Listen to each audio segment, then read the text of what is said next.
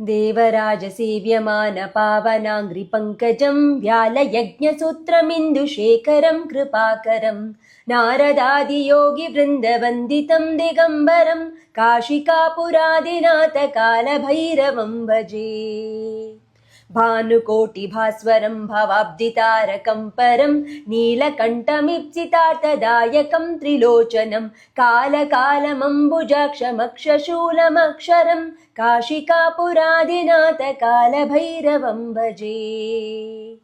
शूलटङ्कपाशदण्डपाणिमादिकारणं श्यामकायमादिदेवमक्षरं निरामयं भीमविक्रमं प्रभुं विचित्रताण्डवप्रियं काशिकापुरादिनाथकालभैरवं भजे। भुक्तिमुक्तिदायकं प्रशस्तचारुविग्रहं भक्तवत्सलं स्थितं समस्तलोकविग्रहं विनिक्वणन्मनोज्ञहेमकिङ्किणीलसत्कटिं काशिकापुरादिनाथकालभैरवं भजे।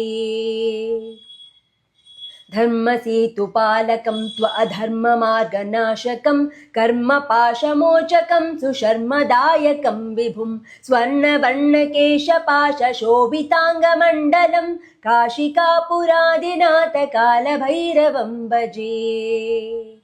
रत्नपादुकाप्रभाभिरामपादयुग्मकं नित्यमद्वितीयमिष्टदैवतं निरञ्जनं मृत्युदर्पनाशनं कराळदंष्ट्रमोक्षदं काशिकापुरादिनाथकालभैरवं भजे।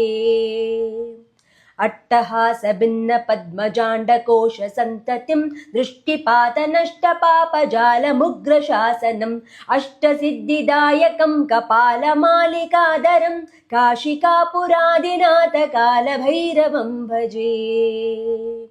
भूतसङ्गनायकं विशालकीर्तिदायकं काशीवासिलोकपुण्यपापशोधकं विभुं नीतिमार्गकोविदं पुरातनं जगत्पतिं काशिकापुरादिनाथकालभैरवं भजे।